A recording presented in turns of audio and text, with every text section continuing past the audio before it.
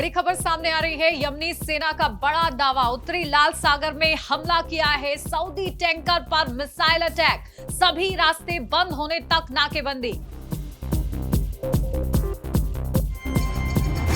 Yemen से इस वक्त की बड़ी खबर, जहां यमन की सेना ने बुधवार को दावा किया है कि उसने उत्तरी लाल सागर में सऊदी अरब के तेल टैंकर वफा को बैलिस्टिक मिसाइलों से निशाना बनाया है। यह हमला यानबू के पास बताया गया है, जो सऊदी अरब का एक अहम बंदरगाह क्षेत्र है। यमन की सेना के सैन्य प्रवक्ता याह्या सरी ने कहा है कि जहाज पर सटीक निशाना लगाया गया। उनका दावा है कि यह हमला सफल रहा। हालांकि इस दावे की स्वतंत्र पुष्टि अभी तक नहीं हो पाई है और सऊदी अरब की ओर से भी तत्काल कोई आधिकारिक प्रतिक्रिया सामने नहीं आई है।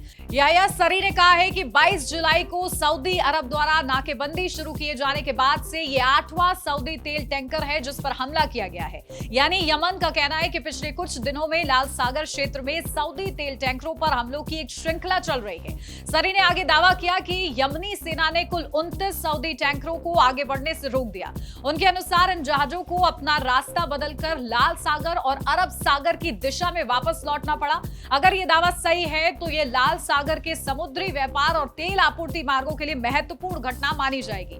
अब सवाल यह है कि यमन इन हमलों को किस आधार पर सही ठहरा रहा है। याह्या सरी का कहना है कि सऊदी अरब ने यमन पर अनुचित घेराबंदी लगा रखी है और उसी के जवाब में सऊदी जहाजों के खिलाफ यह नौसैनिक नाकेबंदी लागू की जा रही है। यमन का आरोप है कि रियाद की नीतियों के कारण देश पर आर्थिक और मानवीय दबाव बढ़ा है। यमन की सेना ने यह भी कहा है कि उत्तरी लाल सागर में उसके अभियान जारी रहेंगे और उनका दायरा और बढ़ाया जाएगा।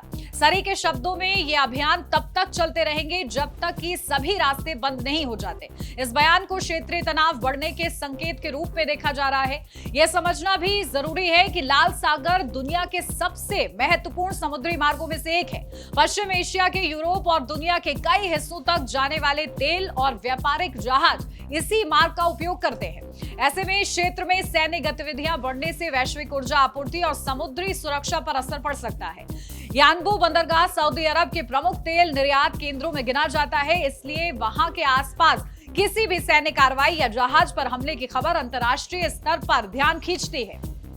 फिलहाल सबसे महत्वपूर्ण बात यह है कि यमन का दावा एक तरफा है। अभी तक स्वतंत्र अंतर्राष्ट्रीय एजेंसियों ने अभी इसकी पुष्टि नहीं की है। सऊदी सरकार, तेल कंपनी या समुद्री सुरक्षा एजेंसियों की आधिकारिक जानकारी सामने आने के बाद ही स्थिति पूरी तरह स्पष्ट हो सकेगी। लेकिन इतना तय है कि यमन और सऊदी अरब के बीच तनाव कम होने के बजाय और बढ़ता दिखाई दे रहा है। लाल सागर में जहाजों की आवाजाही, तेल आपूर्ति और क्षेत्रीय सुरक्षा आने वाले दिनों में सबसे बड़े मुद्दे बन सकते हैं। तो कुल मिलाकर यमन ने सऊदी टैंकर वफा पर मिसाइल हमले का दावा किया है और इसे 22 जुलाई के बाद 8वां हमला बताया गया है।